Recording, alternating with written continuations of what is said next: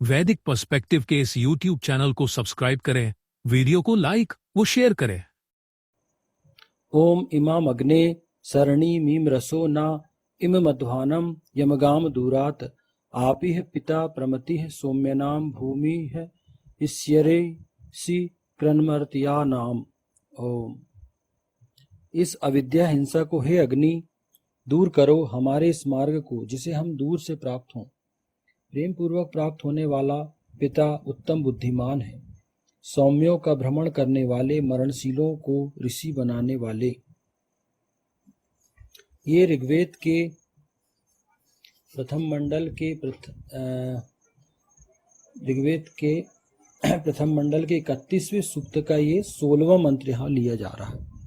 नम्र होती है, भावनात्मक भावनाएं उस पर हावी होती, क्योंकि वो भावनाओं से काम लेती है।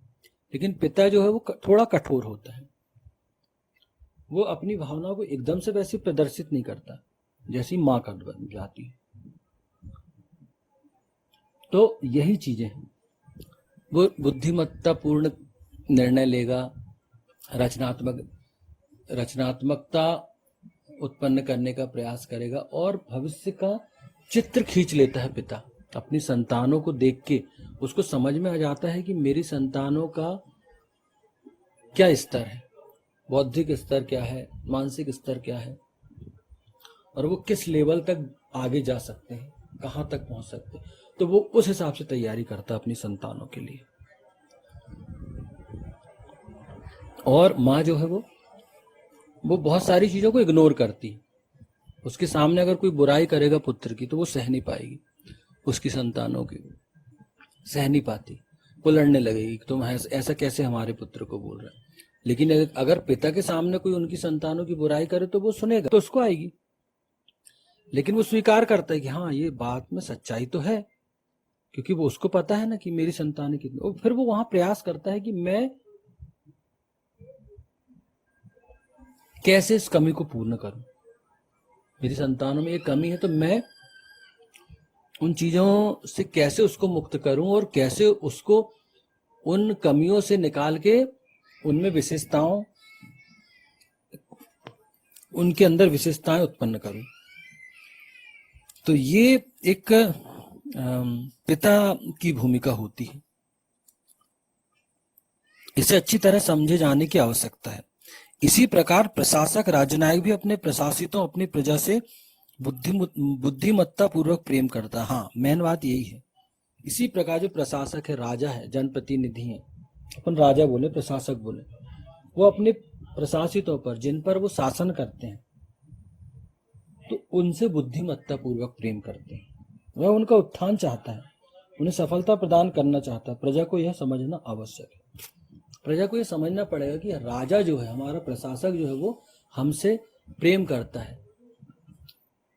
प्रजा को, मेरा कहने का यह है मतलब यहाँ कि पहले तो शासक को, प्रशासक को ये जनता में ये विश्वास उत्पन्न करना पड़ेगा कि हम आपसे प्रेम करते हैं, आप हमारे पुत्रवत हैं। जब आप ऐसा करेंगे तो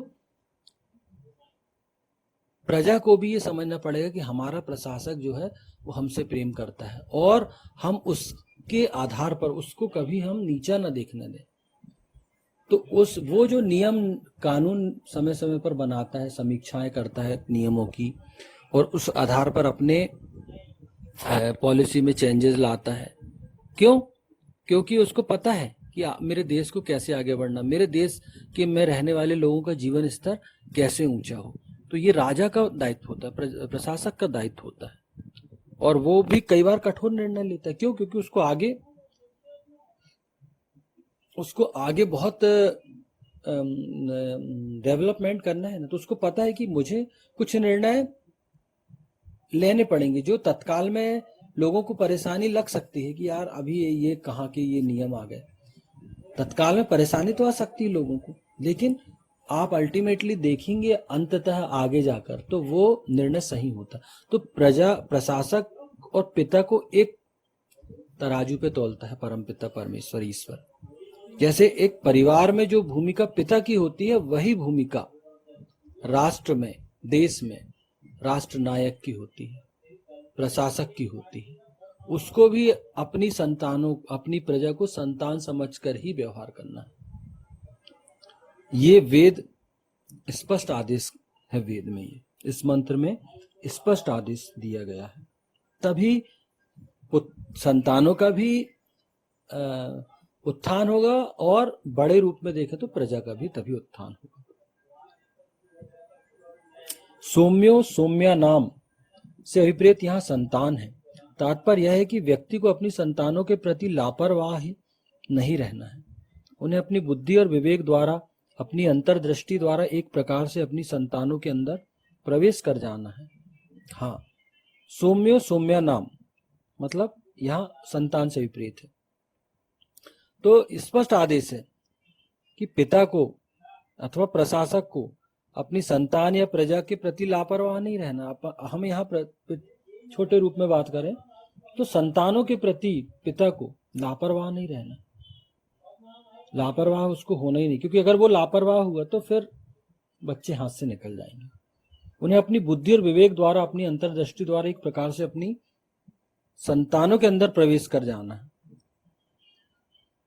संतानों के मन और मस्तिष्क के अंदर भ्रमण करके जानना है कि उनकी क्या कमियां हैं, उनकी क्या अच्छाइयां, उनकी अच्छाइयां क्या है, उन्हें उनके क्या सपने हैं, उनकी क्या आकांक्षा है। ये मैंने पहले ही बता दिया, ये अभी फिर आ गए वेद में ये चीज, तो मैं इसको फिर से स्पष्ट कर देता हूं कि पिता को समझ जाता है पिता, और वो प्रकृति देख के उसको समझ में जाता है कि मेरी संतानें क्या करने वाली है, कहाँ जाने वाली है, और उनकी मन स्थिति को वो जानने वाला हो।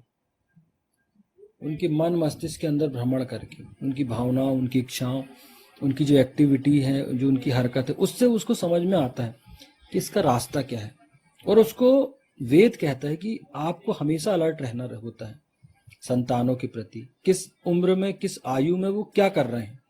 आप अगर अनजान है अपनी संतानों के जीवन से कि वो कहाँ क्या कर रहे हैं, किनके संपर्क में है, तो ईशान कहता है, परमपिता परमेश्वर कहता है, वेद कहता है कि आप एक पिता की भूमिका सही तरीके से नहीं निभा रहे। क्योंकि अचानक कोई चीज एक दिन आपको पता चलती है और आप क्या बोलते हैं, अरे मुझे तो पता ही नहीं था, किसी ने बताया ही नहीं। फिर आप उसका ठीकरा किस पे फोड़ते हो? माँ पे फोड़ोगे। अरे इसको पता रहा होगा, इसने बिगाड़ दी, फलाना हो गया, या फलाने ने बिगाड़ दी। नहीं, यहाँ स्पष्ट है, संतानें आपकी है, संतान आपकी है, तो आपका दायित्व है, आपको नजर रखना पड़ेगा। क्योंकि आपको ईशान ने एक छोटी सी दुनिया है आपकी, एक छोटी सी सृष्टि है आपकी, आपका परिवार जिसमें बहुत सीमित लोग हैं, वही आपको काम करना है। ईश्वर आपसे कोई बहुत बड़ा काम नहीं लेता। एक छोटा सा जो संसार है जहां आपको उसने प्रशासक बनाया है, उस परिवार के प्रशासक आप हो, तो आपको ध्यान रखना पड़ेगा। ये बलात् ईश्वर कहता है, वेद कहता है कि हर उस व्यक्ति को अपनी संतानों के प्रति अलर्ट होना होगा, ध्यान रखना पड़ेगा कि वो क्या कर रहे हैं, उनका मार्ग क्या है। तो अगर आप समझेंगे कि उनकी अच्छाइयां क्या है, उनकी बुराइयां क्या हैं, क्या कमी है, उनके सपने क्या हैं, उनकी क्या आकांक्षा है, तो उस आधार पर आप एक अपनी कार्यनीति बनाएंगे। सबसे पहले तो अगर आप कमियां पता चली तो उन कमियों को निकालने का प्रयास करेंगे। अच्छाइयां हैं तो अच्छाइयों को और आगे बढ़ाने का आप प्रयास करेंगे, समझाएंगे अपने संतानों को, बेटा अच्छाई है तो उसको किस हद तक आपको काम करना है ना। क्योंकि संतानें हैं, नई उम्र होती है, तो कई बार क्या होता है कि बहुत अति उत्साह में भी कुछ गलत निर्णय हो जाते हैं, अपने गुण भी कई बार अपने लिए समस्याओं का कारण बनते हैं। तो एक पिता बहुत अच्छे से उन सब चीजों को टैकल कर सकता है। फिर देखेगा क्या सपने हैं उनके बच्चों के, उस आधार पर वो प्रयास करेगा कि उनकी दिशा, उनकी कार्य करने की जो क्षमता है कि भाई आपका ये स्वप्न है तो आप इन स्वप्नों को कैसे पूर्ण कर सकते हो। और उनको लगेगा पिता को कि यार ये सपने तो हवाई है, या ये चीजें पॉसिबल नहीं है, तो वो उनको मोल्ड भी करता है कि नहीं बेटा, तुम्हारे अंदर ये प्रतिभा है, तुम इस क्षेत्र में जाओ, तुम्हारे अंदर फला विशेषता है, तो मेरे हिसाब से तुम उधर ना जाके ये काम करोगे तो ज्यादा सक्सेस रहोगे। तो पिता की ये भूमिका होती है कि वो अपनी संतानों को मार्गदर्शन भी देता है, और संतानें सुनती भी हैं।